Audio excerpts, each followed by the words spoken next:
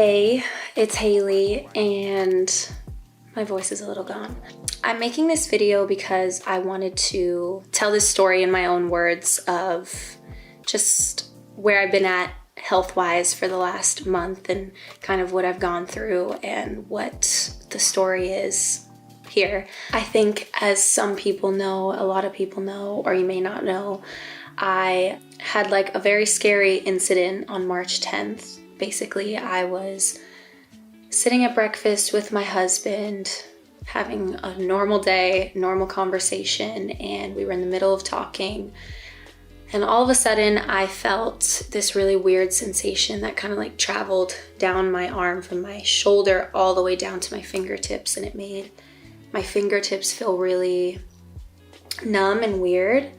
And I was sitting there and I was kind of going like this, trying to figure out like what the sensation was and where it was coming from. And Justin was like, "Are you okay?" And I just didn't respond because I wasn't sure. And then he asked me again, and when I went to respond, I couldn't speak. The right side of my face started drooping. I couldn't get a sentence out. Everything was coming out like, not even jumbled, just like couldn't get any of the words out. So obviously immediately I thought I was having a stroke, like a full-blown stroke.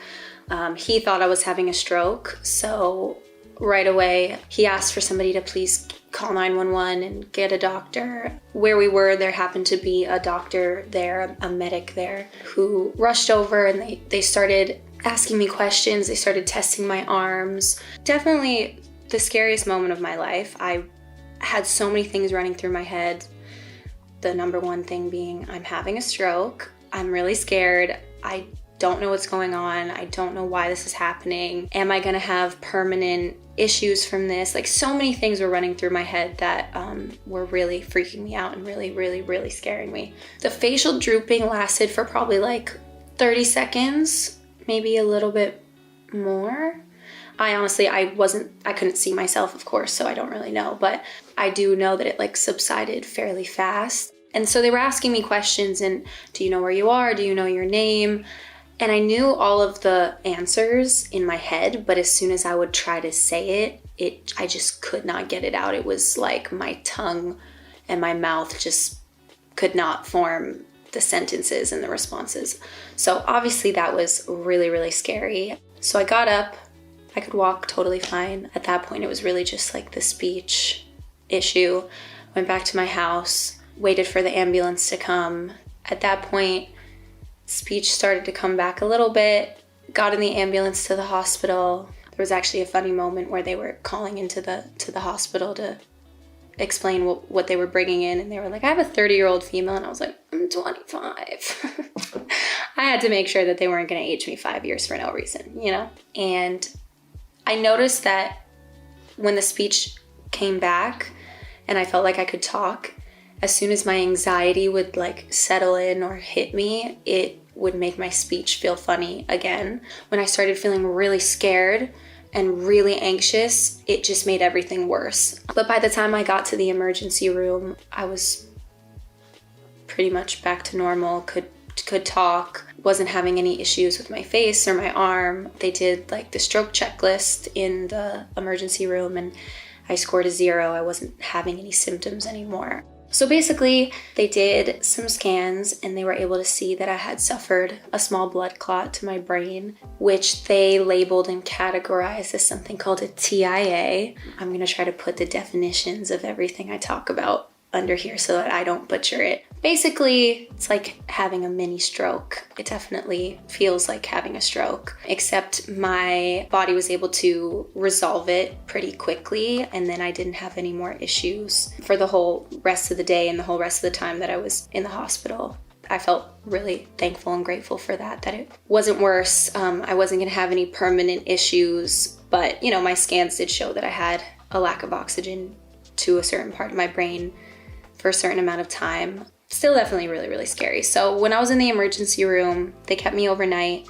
They did tons of tests. They did blood tests to see if I had a clotting disorder or if I had an autoimmune disease, or they did everything. And anything that they could think of, they did. They also did a certain test called a bubble echo, which is when they do an echo on your heart and they take saline and they kind of, I don't want to say shake it up, but they make it so it has bubbles in it, and then they put the bubbles in your vein to see if you have any bubbles escaping out of any part of your heart. And what they're looking for in that test is something called a PFO. Basically, what a PFO is something that you are born with, and typically at birth it's supposed to close on its own, except sometimes it does not. And it's a flap that's kind of like this between the right and the left chambers of the heart. So when I was in the emergency room, they did this test, they didn't see anything. They told me that I didn't have a PFO. So the next day I was discharged and I went down to UCLA to see some more doctors, to do some more thorough, in-depth testing, because at that point they didn't really have an answer or a conclusion for why this had happened. They did come to the conclusion of why they think I had a blood clot in the first place. And the conclusion that all of the doctors came to was 3 different things.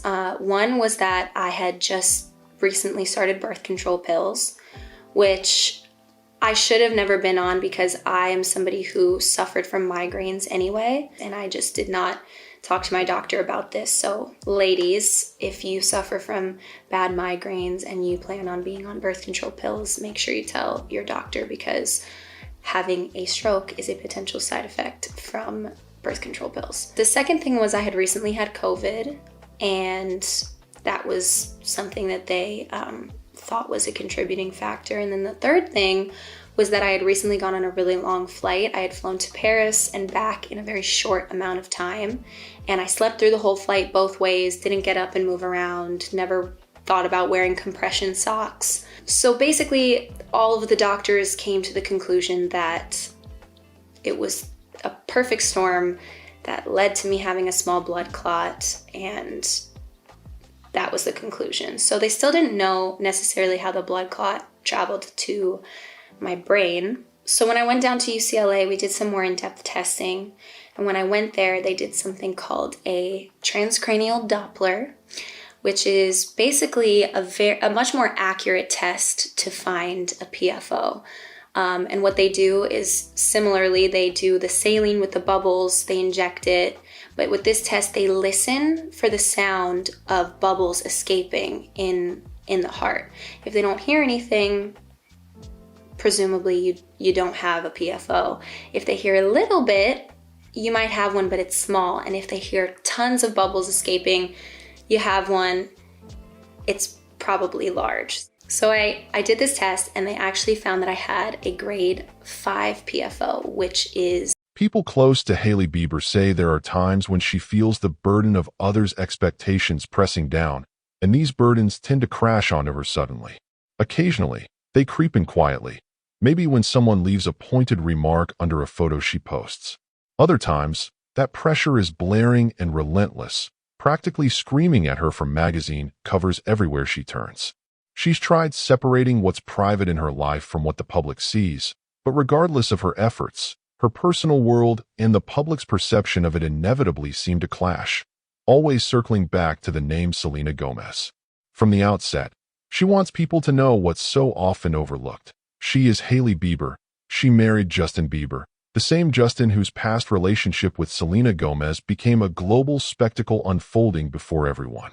The comparisons, she admits, have felt endless for as long as she's known him, but she wants to make it clear that her own journey isn't a footnote to anyone else's story.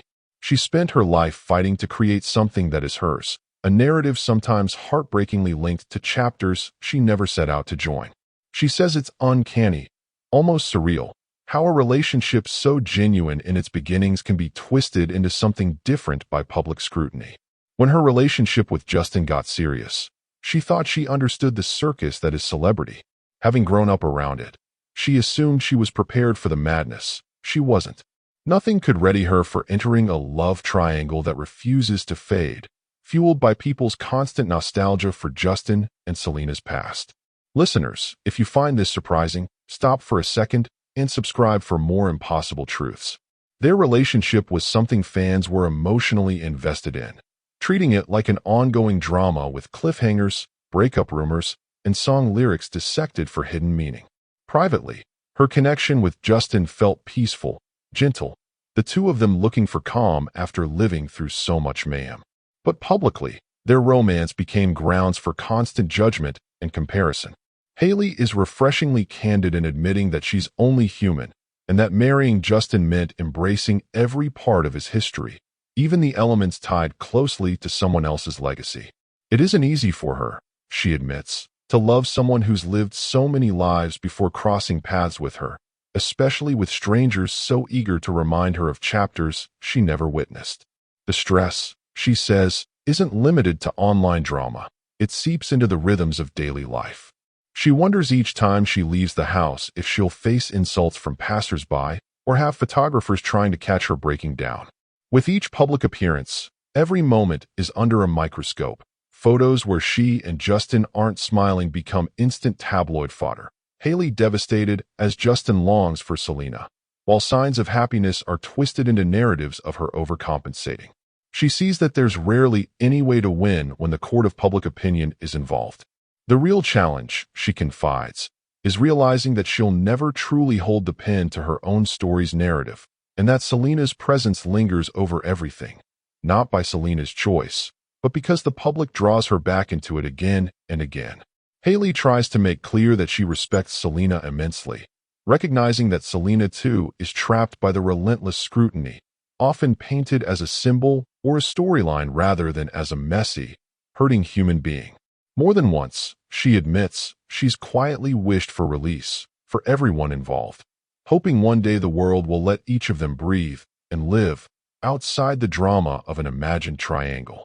She addresses the reality of her marriage with Justin. It's not free from flaws or arguments, nor lacking moments of doubt and hurt. Their frailties are completely ordinary except for the fact that, unlike most couples, even their smallest cracks become exaggerated in headlines and dissected by the world. Sometimes she wonders how life might have looked if Justin had never been with Selena, or if that relationship ended silently behind the scenes. Would others still see her as someone who stole the show, or would they just see a couple working at life together in private? Justin, she says, talks about all of this as well. He's got his share of regrets, guilt, and sometimes nostalgia, often opening up late at night about his mistakes or the confusion that comes with growing up in fame. Hailey listens, she says, sometimes feeling hurt, but just as often feeling empathy, fully aware that every love comes with scars from the past. She's found enormous comfort in therapy. It's been a sanctuary for both of them, a place removed from all the noise. In that room, they don't have to perform for anyone. They can talk honestly about the ghosts that still haunt them, about feelings of jealousy, or how being so visible warps the process of moving on. Therapy has been somewhere Hailey feels safe admitting how difficult it is to always be compared, and Justin too finds space there to share just how draining the public's expectations are for them both. If you're new here and relate to this vulnerability, consider subscribing. It helps us keep sharing untold stories like these. Therapy is the one place, she emphasizes, where they're not reduced to caricatures and headlines, but are just two people in love and trying to heal from old wounds together.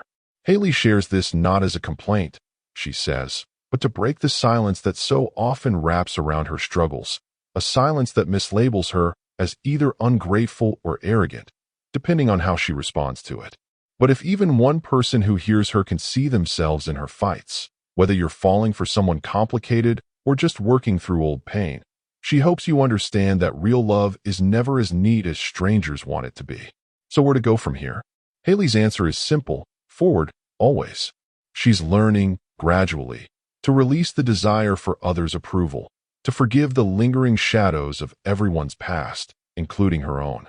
She's learning that she cannot be measured by history, fan theories, or trends, and her relationship isn't some contest to win or lose. Marriage to her is a commitment, not a competition, a choice they both make, day after day. If you've stayed with her this far, she simply thanks you for truly seeing her.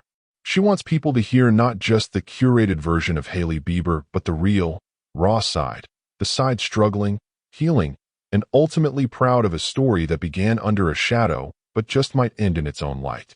If you want more unfiltered journeys, Make sure to tap subscribe now.